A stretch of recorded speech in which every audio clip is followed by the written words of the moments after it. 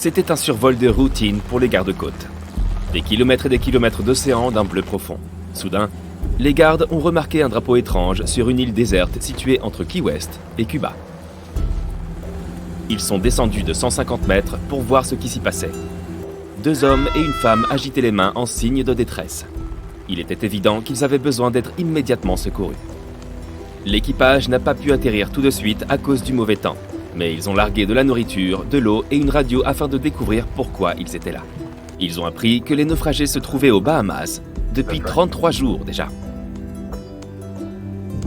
Le bateau avait chaviré lors d'une tempête et ils avaient nagé jusqu'à l'île la plus proche. Ils ont aussi informé l'équipage que la femme avait besoin d'aide le plus vite possible. Le lendemain, l'équipe de sauvetage est venue en hélicoptère et a amené les naufragés dans un hôpital de Key West. Cela leur a permis d'éviter de graves complications de santé. Toutes les personnes ayant participé à l'opération de sauvetage ont été surprises par la façon dont ces personnes avaient su faire face à la situation, ainsi que par la cohérence de leurs propos. Donc, 5 semaines sur une île sans nourriture ni source d'eau potable. Comment ont-ils survécu, te demandes-tu sûrement? Eh bien, ils ont eu la bonne idée d'utiliser des noix de coco pour s'hydrater et des coquillages pour se nourrir. Et ils ont eu une étincelle de génie en fabriquant un drapeau afin que d'éventuels sauveteurs puissent les voir. Voilà l'un des secrets pour survivre si tu te trouves un jour dans une situation similaire. Brûle du bois humide ou mouillé pour faire de la fumée. Dispose des fusées éclairantes en triangle, empile de grosses pierres pour écrire SOS ou Help. Ces signes de détresse sont tous reconnus internationalement. Si tu changes d'emplacement pour une raison quelconque, laisse derrière toi une flèche faite de pierre indiquant la direction que tu as prise. Pour que le sauveteur puisse aussi t'entendre, fabrique un sifflet à partir d'un gland. Tiens un gland des 2 mains entre ton pouce et ton index. Fais un triangle avec tes pouces près du sommet du gland. Tiens-le près de ta bouche et souffle un peu d'air dans le triangle. Tu devras t'entraîner un peu pour obtenir un volume sonore suffisant. Ah, c'était trop fort! Si tu te perds, souviens-toi de la règle de 3 pour rester calme et faire les bonnes choses dans le bon ordre. Tu peux survivre 3 minutes sans air, 3 heures dans une température extrême, 3 jours sans eau et 3 semaines sans nourriture. Commence par construire un abri, puis va chercher de l'eau et seulement ensuite occupe-toi de la nourriture. Si tu as plus de chances que les naufragés des Bahamas et que tu as des allumettes sur toi, rends-les imperméables. Recouvre-les d'une fine couche de vernis à ongles transparent et laisse-les bien sécher. Pour avoir toujours quelque chose pour les allumer, colle un morceau de papier de verre sur le couvercle d'une boîte en plastique et place tes allumettes à l'intérieur. Tu fais tes bagages pour une randonnée? Les vêtements en coton ne te protégeront pas et ne te tiendront pas au chaud dans la nature.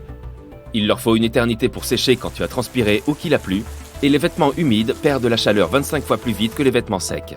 Si tu ne veux pas geler, opte pour du polyester, du nylon ou de la laine. Emporte des serviettes en microfibre qui sèchent en 1 heure. C'est quoi ce bourdonnement? Avant de t'enfuir en courant, horrifié, rappelle-toi que la présence d'abeilles est un bon signe. En général, elles ne s'éloignent jamais de plus de 6 à 8 km d'une source d'eau. Mais elle a l'air plutôt sale, non? Tu peux utiliser ton t-shirt ou un bandana comme filtre à eau. Place une de ses extrémités dans un récipient rempli d'eau boueuse, placé au-dessus d'un récipient vide qui recevra l'eau propre. L'autre partie se place là. L'eau se déversera à l'intérieur et sera nettoyée au passage. Veille à faire bouillir l'eau filtrée avant de la boire. Tu n'as plus d'eau? Les arbres sont la solution. Ils perdent toujours un peu d'eau dans l'atmosphère, donc tu n'as plus qu'à la récupérer. Trouve un arbre vert et touffu avec beaucoup de branches. Au lever du soleil, attache un sac en plastique sur la branche qui a le plus de feuilles de manière à les recouvrir complètement. Ajoute une petite pierre dans le sac pour lui donner un peu de poids. Pendant la journée, l'eau des feuilles se condensera directement dans ton sac. Le produit final sera si pur que tu n'auras même pas besoin de le filtrer. Si tu vois un halo autour du soleil, c'est un signe clair que la pression est sur le point de baisser. Elle apportera sûrement de la pluie ou de la neige dans les prochaines 24 à 36 heures. Si le halo est brisé, tu peux même prédire d'où viendra la tempête. Du côté endommagé. On dirait qu'une tempête arrive. Tu peux te fabriquer un mini-abri en sac poubelle imperméable pour rester au sec et au chaud. Fais simplement un trou pour ton visage et enfile-le. Utilise aussi 2 sacs pour garder tes pieds au sec. Si tu entends le tonnerre, compte les secondes qui le séparent de l'éclair.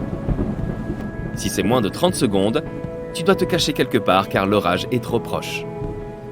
Si ça t'est impossible, reste à l'écart des grands arbres solitaires. Si vous êtes en groupe, répartissez-vous pour minimiser les risques que tout le monde soit frappé par la foudre. Tu peux aussi construire un abri en forme de triangle à partir d'un sac poubelle. Trouve quelques bâtons pour fabriquer la structure centrale. Fends le sac pour en faire une sorte de couverture et recouvre-la avec. Utilise 4 pierres pour maintenir les coins au sol. Sac poubelle ou pas, ne construis jamais ton abri sur un sol humide ou au sommet d'une colline.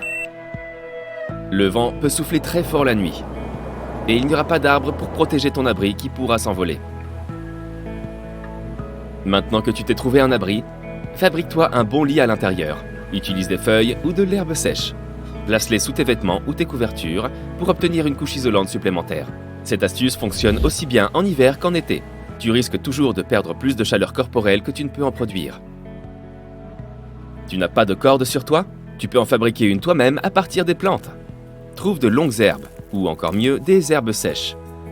Et tisse-les ensemble en une tresse ou simplement en un cordon. Tu peux aussi utiliser l'écorce des arbres ou des branches que tu trouves par terre. Avant de t'aventurer dans la nature, surtout dans les régions sauvages où il y a beaucoup de buissons et de forêts, assure-toi que tes lacets ne se prendront pas dans les branches. Fixe les extrémités libres du ruban adhésif en toile sur le haut de ta cheville. Et voilà, tu ne tomberas pas. Tout du moins, pas à cause de tes lacets défaits. En te préparant pour ton aventure, apprends au moins à faire un nœud de base. Crois-moi, cela pourrait te sauver la vie. Le nœud de chaise t'aidera si tu as besoin d'attacher quelque chose à une corde avec une boucle. Plus tu tires fort, plus le nœud est serré. Pose la corde en travers de ta main et forme une petite boucle. Tire l'extrémité libre vers le haut et fais-la passer dans le trou par le dessous. Ça te semble trop compliqué? Souviens-toi de ceci. Le lapin sort du trou, fait le tour de l'arbre, puis redescend dans le trou. Alors voilà, tu dois enrouler la corde autour de la partie droite et la faire passer ensuite à travers la boucle. Maintenant serre-la et ton nœud est prêt. Si tu as de la nourriture sur toi que tu aimerais conserver plus longtemps, mets-la dans un sac en plastique ou un morceau de tissu fin et ferme-le. Tu peux utiliser un élastique, une barrette ou une corde. Creuse un trou dans la terre assez profondément pour y placer ta nourriture. Couvre-le avec une serviette afin que les animaux ne le découvrent pas avant que tu reviennes. Remplis le trou de terre et ajoute un peu de mousse, de paille ou de feuilles pour le dissimuler davantage.